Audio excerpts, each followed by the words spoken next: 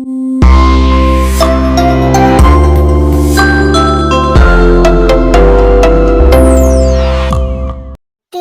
দয়া করে যেটা করতে চাচ্ছেন করবেন না। আমার এত বড় সর্বনাশ করবেন না প্লিজ। এগোবেন না বলে দিচ্ছি। জাঙ্কুক এগোতে এগোতে তে বিছানার উপর পড়ে পিছতে লাগে। দেখে জাঙ্কুক তের পা টেনে নিজের কাছে নিয়ে আসে। আমাকে মেরে ফেলুন, আর না হয়তো এত বড় সর্বনাশ করবেন না। আপনার পায়ে পড়ে আমাকে ছেড়ে দিন, আর নয়তো মেরে ফেলুন। হুস, আপনাকে মারলে আমার কি লাভ? তার থেকে বরং বনের তেল শরীরের ভাগে ভাগে চোখ বুলিয়ে পিচ্ছিল হাসে জাঙ্কুক। এদিকে তে ছটফট করতে থাকে আর আকুতি করতে থাকে ছেড়ে দেওয়ার জন্য। জাঙ্কুক কোনো কথা না বলে তের জামা এক টেনে ছিঁড়ে ফেলে দেয় মাটিতে। এরপরে এগিয়ে গিয়ে তের গলা গাড়ে কামড় দিতে থাকে। কেউ আছো? হেল্প! কেউ আছো? আমাকে দয়া করে এই পশুর হাত থেকে বাঁচাও প্লিজ, আমাকে ছেড়ে দিন।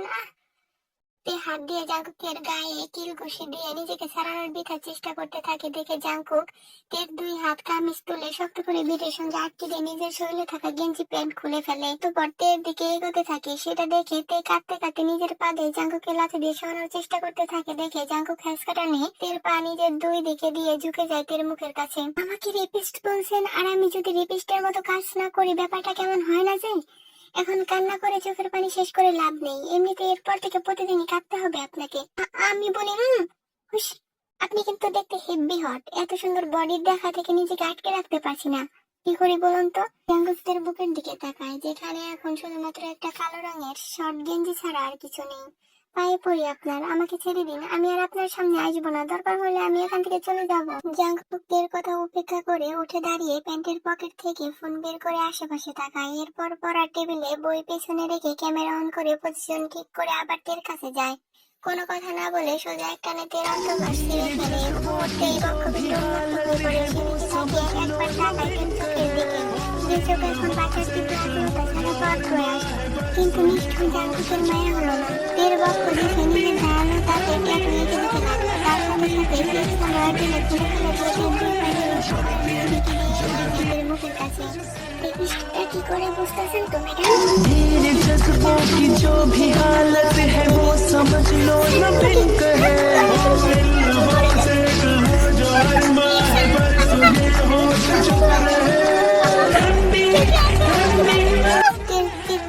দেওয়ালের মাঝে প্রতিধ্বনিত হয়ে ফিরে আসে, তবে কারোর কান পর্যন্ত পৌঁছায় না। প্রথমত জাঙ্কুকে এসব জোর করে করছে, তার উপর প্রথমবার ছিল। ব্যথায় মনে হচ্ছে জান বেরিয়ে যাচ্ছে। আমি আপনাকে ছাড়বো না।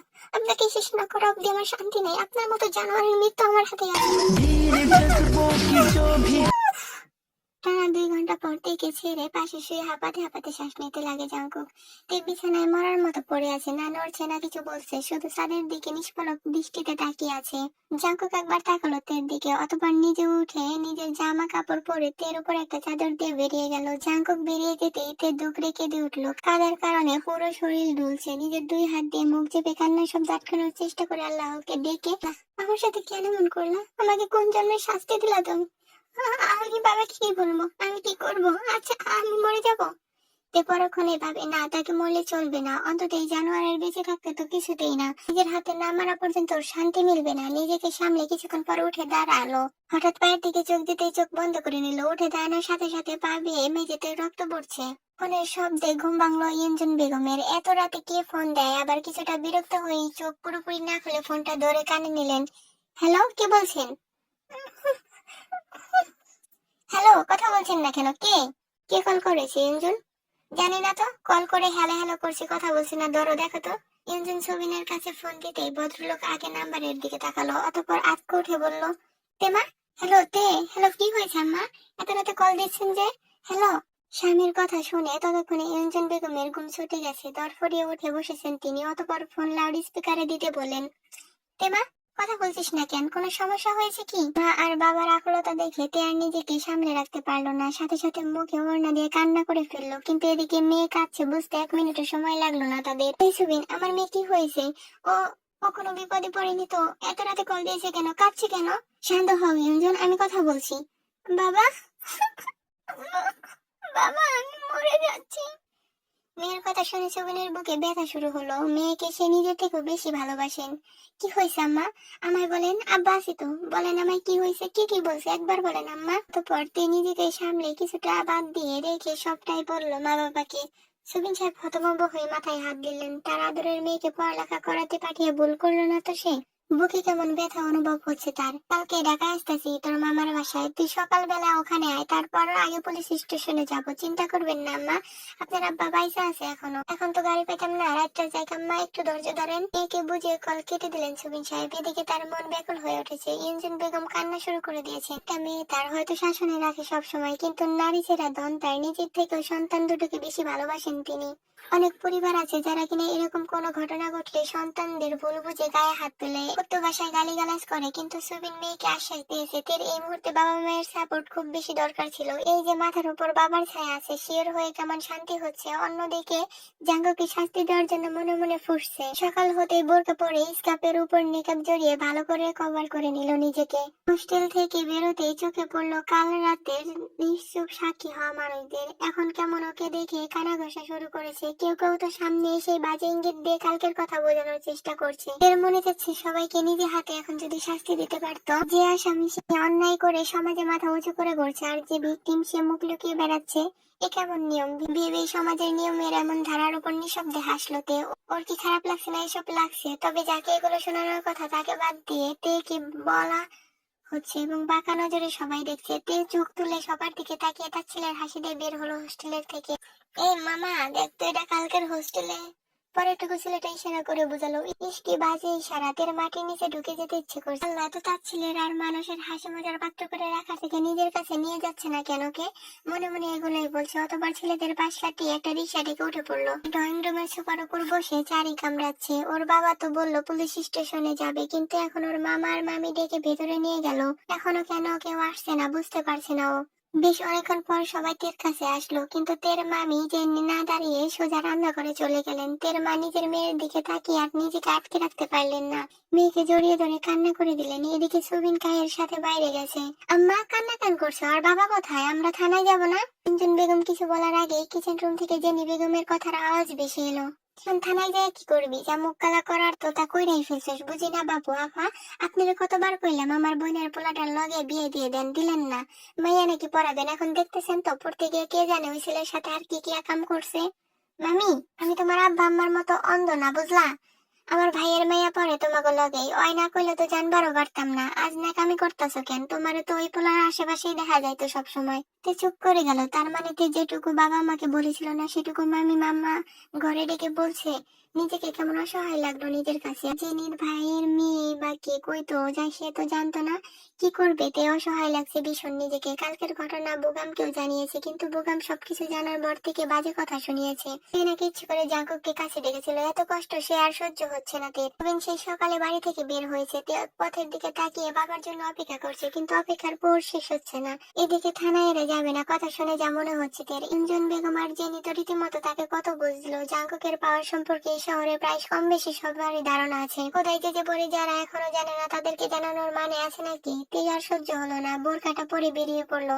একাই যাবে, কাউকে লাগবে না তার পাশে। থানায় এসে সে কখন থেকে বসে আছে তে। থানার বড়বাবু একটু পর পর আর চোখে তাকাচ্ছে তের দিকে। এই পর্যন্ত ভাই কয়েকবার কেসটা বলার চেষ্টা করেছে, কিন্তু কেউ কথাই শুনছে না, চেষ্টাও করছে না। সবাই এমন ভাবে চলাফেরা করছে যে এখানে একটা মেয়ে এসে বসে আছে, সেদিকে কারোর চোখ পড়ছে না। আপনাদের কি সমস্যা স্যার? আমি সেই কখন থেকে বলছি আমার কেসটা নেন, আপনারা কানেই নিচ্ছেন না। তের কথা শুনে পাশের রুম থেকে একটা পুলিশ এসে প্যান্ট ঠিক করতে করতে বসলো তের সামনে। অতঃপর একটা ডিব্বা উঠিয়ে পানির পিস ফালিয়ে তেকে ভালো করে দেখে বলল, বলো, আর তুমি একলা যে মাইয়া মানুষ, একলা থানায় সংসারের ঝামেলা হয়েছে নাকি? বাড়িতে যাই আসামির পা ধরে মাপছে সব ঠিক করে নিলেই তো পারো। প্রতিদিনই তোমাদের মতো 4-5টা আছে। পুলিশের কথা শুনে অবাক না হয়ে পারলো না তে। তার মানে এতক্ষণ তাকে ওই মেয়েদের তালিকায় রেখে বসিয়ে রেখেছিল। আজকাল আইনও কি সমাজের মতো অন্যায়কে প্রশ্রয় দেওয়া শুরু করেছে, আর সে এখানে এসেছে নিজের বিচার চাইতে। ভুল বলছেন স্যার, আমি রেপ কেস করতে এসেছি। পুলিশ তাকানোর প্রয়োজন মনে করলো না তের দিকে। খাতা খুলে নাম ঠিকানা জানার পর, রেপিস্টের নাম ঠিকানা বলুন। জন জাঙ্কুক। নামটা শোনা মাত্র যে পুলিশের কলম থেমে গেছে ভালোই বুঝতে পারলো তে। কি হলো লিখুন।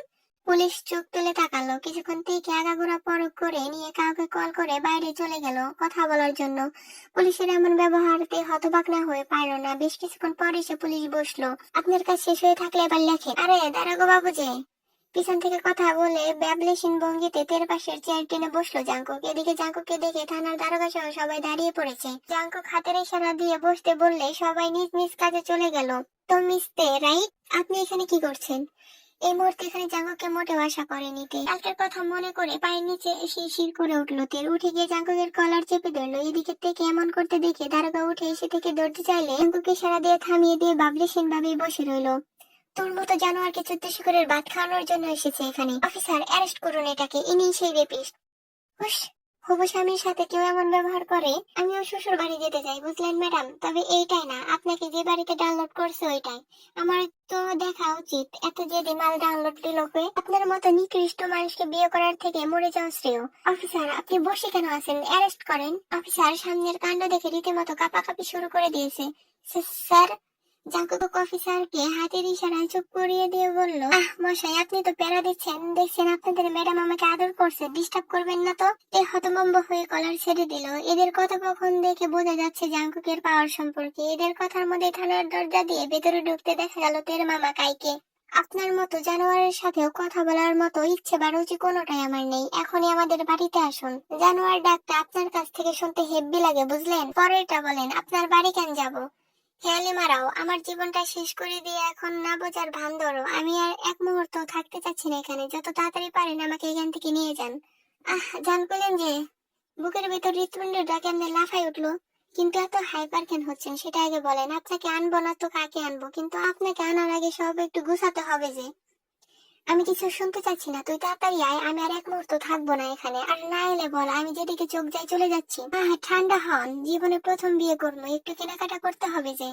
আর আপনার জন্য তো কিছু কিনলাম না, আমি আবার বউয়ের জন্য কিপটামি করতে পারি না, বুঝলেন? তোর কেনাকাটা তোর পাশায় ভরে রাখ, আমি 30 মিনিট দেখবো, এরপর যদি না আসোস আমি চলে যাব। বলেই কল কেটে দিল তে। বাবা মায়ের সাপোর্ট পেয়ে নিজেকে শক্ত করেছিল, কিন্তু তারাই যখন এখন জাঙ্কুকের কাছে ওকে বিয়ে দিতে চাচ্ছে, তাহলে এখানে থেকে কি লাভ? আজ হলেও যেতে হবে, 1 মাস পরে হলেও যেতে হবে। পাখি নিচ থেকে তাকে আসতে বলেছে। জাঙ্কুক কি করে না গিয়ে পারে? তাই তো ছেলে পেলেদের দিয়ে মার্কেট থেকে মেয়েদের যা যা বিয়েতে দেওয়া হয় সব ডাবল ডাবল এনেছে। দেখে তো আর কিনতে পারছে না, যদি ম্যাডামের পছন্দ না হয়। ঠিক নির্ধারিত সময়ের 5 মিনিট পরে গিয়ে পৌঁছিয়েছে সবাই কায়ের বাসায়। ছেলেরা একে একে 72টা ব্যাগ ড্রয়িং রেখে বেরিয়ে গেল। বেলকনি দিয়ে সবটাই দেখলো। জাঙ্কুক বাড়ির সামনে কারোর সাথে ফোনে কথা বলছে আর সিগারেট ফুঁকছে। কথা বলতে বলতে তের দিকে চোখ যেতে জাঙ্কুক ঠোঁট পাউট করে কিস ছুড়ে দিল। সেটা দেখে এক প্রকার থপাস থপাস পা ফেলে শব্দ করে রুমে এসে খাটের উপর বসে পড়লো তে।